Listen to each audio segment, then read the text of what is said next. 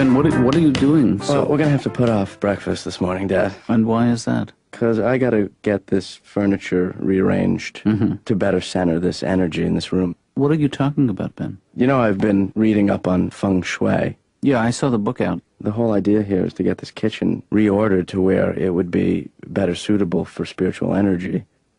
I'm gonna need you to move over a little bit to the left here. Can't we do this in a little while, Ben? The first step to total enlightenment is furniture rearrangement.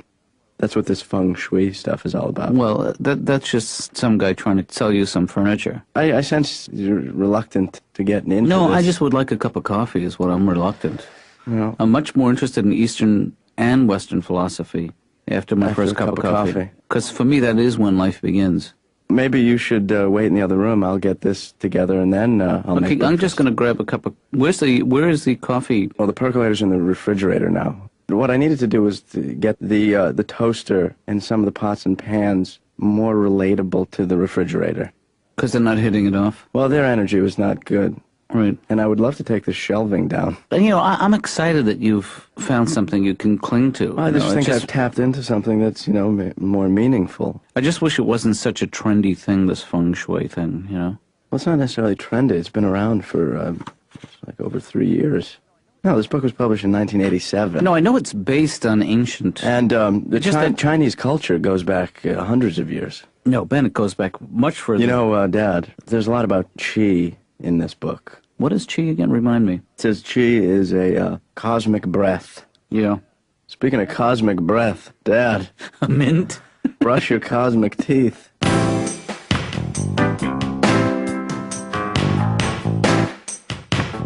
Oh, God, I'm kind of nervous. This is my first time at a marriage counselor. I couldn't get my wife to come with me, so I guess, I'll just tell you what's up. Okay. I've been married about 1.5 years. Right. And I have to say, just the marriage process alone was terrifying to me.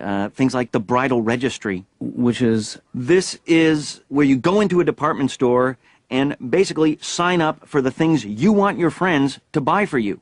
I find that creepy. It's a very polite, socially acceptable way of saying, we love you, we want you to come to our wedding and celebrate our day, but we don't trust your crappy taste. Therefore, please peruse this 25-page computer printout from the Pottery Barn. Item 2472Z might make a good choice, in green.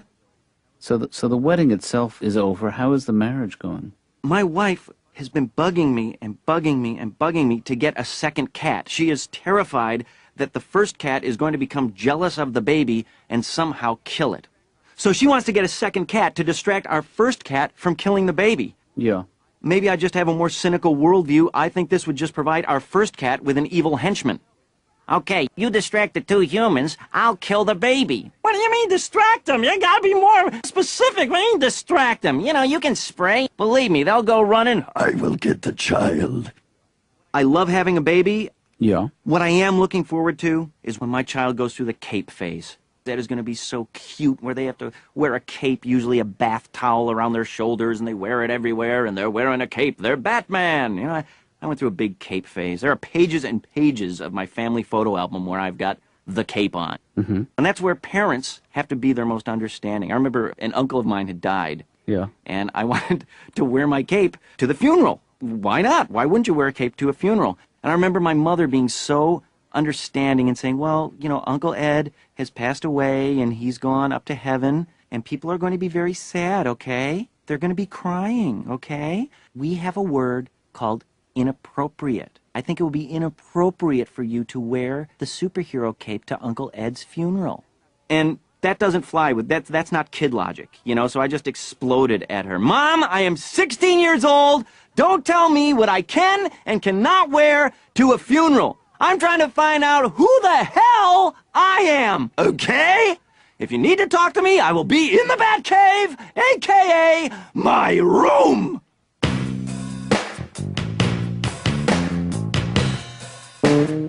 Dr. Katz's office. Hi, Laura. It's Ben. How you doing? Okay, bye. Wait. I know this might surprise you, but I'm very into Feng Shui. Oh, really? Me too, actually. Really? Uh-huh. You know what it is? Yeah? I said Feng Shui. Maybe you thought I was saying something in English, but it's a Chinese thing. I know. It's an Eastern.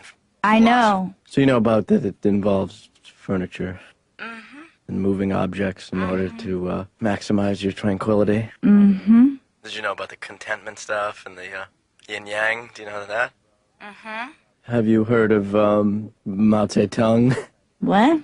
Mao Zedong, he was the Chinese leader. Yeah, I knew about him too. He's in the book. So if you know Feng Shui, you must know about Ling Tang. Did you just make that up? Yeah. But honestly, you strike me as someone much more Western than Eastern. You know? What about your apartment? Do you have your apartment set up like that? You do? Yeah. Well, I should come over and check it out. Because I could tell you what you did wrong, or... I don't think it'd be a good idea, Ben. You know? I think that it would disturb my tranquility. Well, listen, I am getting together a Feng Shui study group tonight at my place at 8 o'clock. I don't know if you want to come by and we can exchange some... I don't think so. some ideas and maybe meditate. Do you do origami? That's Japanese. Chinese checkers? No. Just checkers? No. You ever played Bloody Knuckles? I gotta go.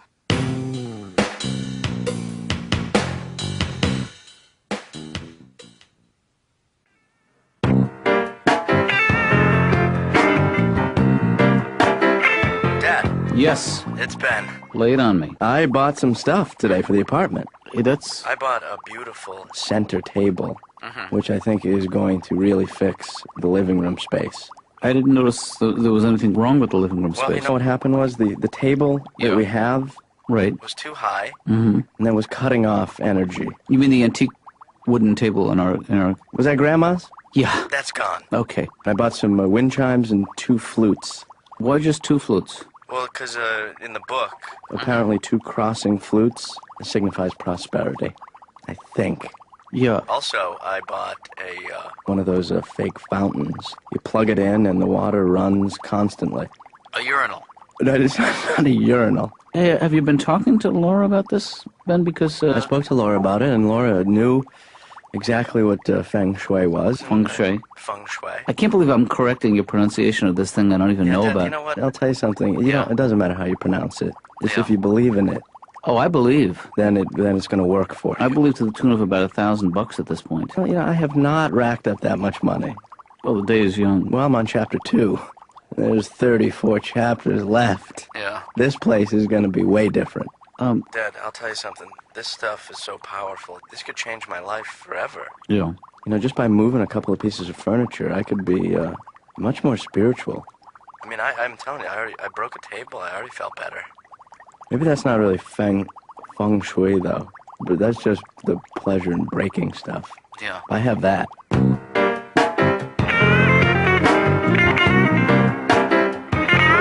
Well, how are you, Harry? I woke up with this really feeling of being afraid. Is that a good thing? Well, whatever gets you out of bed. Well, I wasn't afraid of bed. Yeah. Let's come back to the dream because I think that's worth exploring. Yeah. Have you spent much time in therapy? I had 6 years of a different form of analysis, yeah. How would you characterize that? My analyst, he was more verbal than a lot of analysts. But I mean, I shouldn't, then there's, you listen to people on the radio and those therapists sound very verbal. So I don't know, I guess there's a middle. You don't do radio. No, I don't. And they're in show business. They are often abusive to the people who call in. I've noticed that. Yeah. But you have a show business side too. I've seen your act. Are you talking about Compliment and Katz? Yeah. Wow. Yeah, I've seen that band. Well, Harry, that was 20 years ago. I mean, and we were not, we didn't really know what we were doing. Well, I mean, but that was good. That was, I'm not, folk is not my favorite genre exactly, but I thought that you sort of escaped the limits of the genre. Yeah.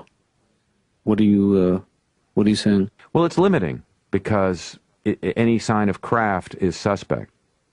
Yes. Yes. And, what you brought to it was a sense of craft, so that there was a faux kind of craftlessness that masked the craft. Well, we used craft maskers, which helped. But I mean, do you get? Well, anyway, we should be. This is so inappropriate of me to let you. No, I know. So should we go? I mean, yeah. So the dream was like scary, but I'm not scared. See, that's Right. that's what. Let me ask you this, Harry. The first time you saw a compliment in Katz, when was it exactly, and what were you feeling? You know, I'm a little embarrassed that you know about the existence of the band. Oh, believe me, it's embarrassing for me because I have this feeling that any existence of you outside this room is embarrassing to me. Yeah. You know, I have this fantasy that you stop existing when I leave the room. Well, traditionally, I shouldn't really exist in your mind outside of this room. But it's difficult, Harry, when you achieve a certain amount of notoriety to maintain a low profile. Are you talking about me? No, actually, I was talking about me. Oh. See, I think that my problem is that that respect that we were talking about. Yeah. That's why I got into show business, and I don't think you can get respect for being in show business.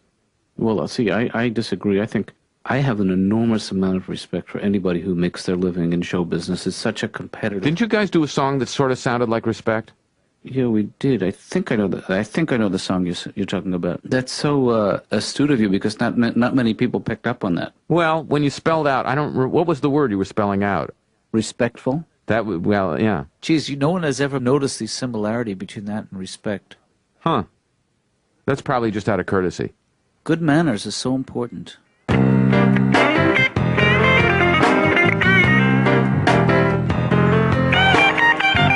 Listen to this, Dad. Huh? Dad? Wind chime? Mm-hmm. I bought a lot of wind chimes. But you know, we don't really have anywhere to put them outside, so I hung them inside. Well, open the window a crack. Well, no, I bought some fans. I'll tell you, it's total contentment. It's all about enlightenment right now. You know, the kind of enlightenment we can afford on your budget is fluorescent enlightenment. Because those things last forever. When you come home tonight, you're going to feel a palpable change in your chi. You don't know what chi is, do you? I know exactly what chi is. You explained it to me this morning. It's my essence. That's right. And my essence is going to kick your essence's ass when I get home.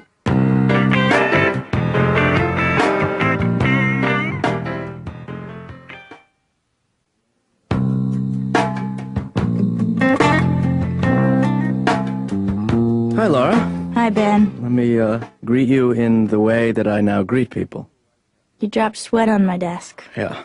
You know, Laura, to the fool, life is a series of unrelated events, you know, unresolved gestures, unrequited love. I don't know what I'm talking about. I'm just regurgitating that book all the time now. But I'm getting into the Feng of the Shui. I see you change the office around a little bit. Mm-hmm. Move the coat rack. That should be over a little more. No. Don't you think? I don't think so. You know, it's funny how people's ideas of Feng Shui are different, you know? Feng Shui. It's funny how the way they say it is different, too, sometimes. Yeah, like the right way or the wrong way. Right, and it's Feng Shui. Depending on, you know. In that respect, I just get the feeling that some people's ideas of Feng Shui are better than others, and mine is better. Ben, it's not a competition. Well, I did the apartment over. Have you done your apartment? Yeah. Do you have a lot of plants? Yeah. You have a fishbowl? No. Huh, I do. Yeah. Where is it? It's in the kitchen right next to the toaster where it belongs. Do you have wind chimes in your apartment? No. I have a whole bunch of wind chimes. Do you have crystal balls? No. I don't have those either. But, you know, as far as I'm concerned, that's dumb. That's like too new age. Mm-hmm. Which way is your bed facing? It's facing east. Dumb.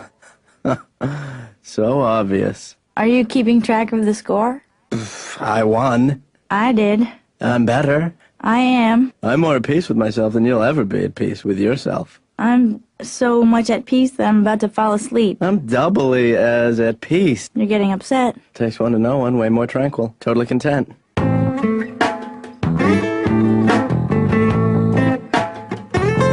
When I was a young buck, a young swinger in my 20s, I didn't understand why people would get married. Why would you shackle yourself to another human being with no possibility of escape for the rest of your born days? Yeah. And then I got married just a year and a half ago, and after I'd been married 6 months, I fell down and broke both of my arms.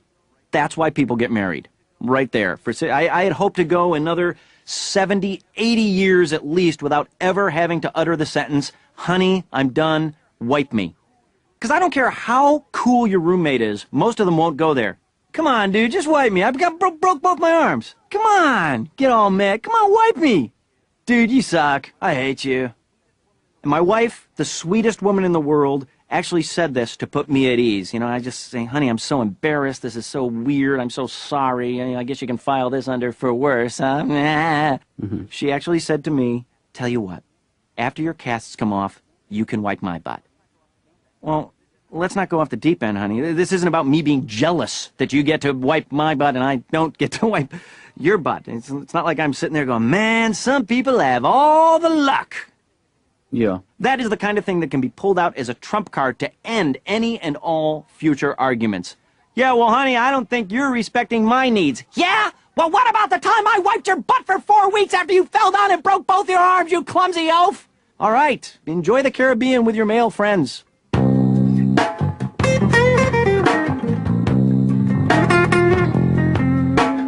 Ben was telling me, and this has to do with this Feng Shui stuff, that when you got... What'd you say? Feng Shui. Feng Shui. Hey, Feng Shui this, okay, pal? Feng Shui. Is it He's helping? doing it, and actually, I'll tell you who else is into it is Laura. Really?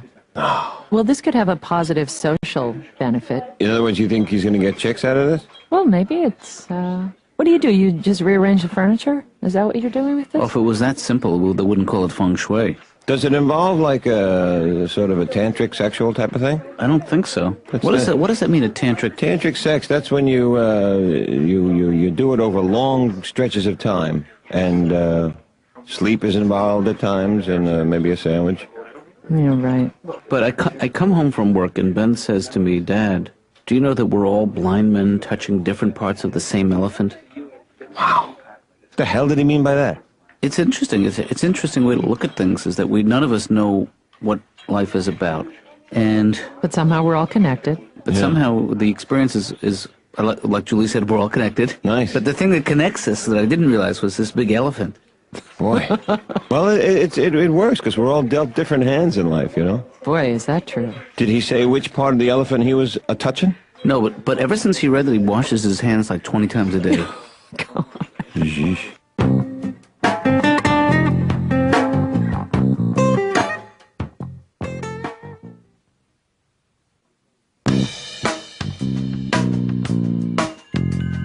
Dad, you hold both in one hand, not... I have never been able to master the chopstick, Ben, and I'm sick of apologizing for it. I'll tell you something. I was thinking more in terms of when we were going to have an Eastern breakfast that you wouldn't have served me Rice Krispies. Oh, you meant I was more thinking like more like just a bowl of rice. Yeah. Honestly, though, Dad, I think that... Yeah. Well, you read a book like this and you start, thinking more about things spiritual. I do think about what happens to us after we die, because I can't believe that this is it. No. I know, Ben, that my body is not who I am. Right. But if you're looking for me, Right. I'm over here. I gotcha. Okay. Dad, I was thinking Right. about this Feng Shui stuff. Right. That you're probably right about. You can't make radical changes in your philosophy. Right. I mean, there was a reason why I have a particular type of Mindset? I grew up as I can't think with these things.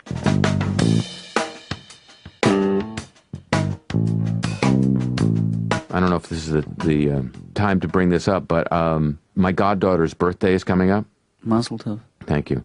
And I was wondering if you think that giving her learning to tie your inner shoe is an appropriate gift for a 9-year-old. I think that's the perfect gift. I think she's just the right age. And I would be delighted to sign one. Well, you don't have to do that. Would probably mean a lot to her someday. The book? A signed copy of... Oh, a signed copy, yeah.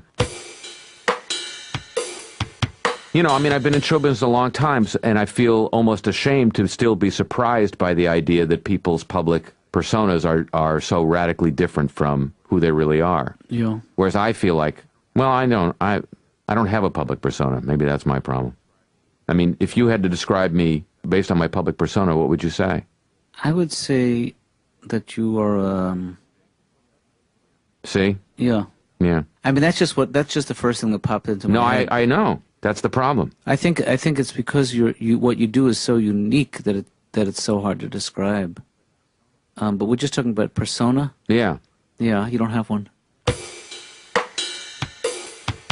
I haven't done my homework. I apologize. Well, no, wait. Don't put yourself down, because in the Me No One Knows, you talk about the concept of reverse transference, don't you?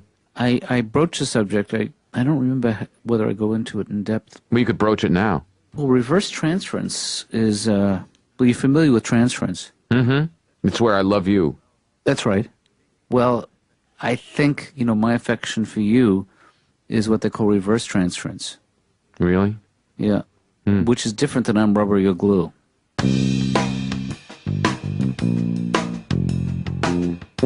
Sometimes I feel that I'm not made for this century. It's such a nasty time where people get mad so easy. A light turns green and it's instantly... Everybody goes from 0 to 70 on the anger meter in the snap of a finger. I wish I could go back a century. Go back to Charles Dickens times, the 19th century, where the worst thing you could say to anybody is, "Good day, sir." That was the worst. Some guy gets in your face and starts giving you a hard time. "Hey, you cut me off at that red light. What are you trying to do, pal? Where'd you get your license?" You just give him that look and you say, "Good day, sir." "What? Hey, I'm not through with you yet. I said good day." Hey, you know what that means. I know what it means. Our time is up.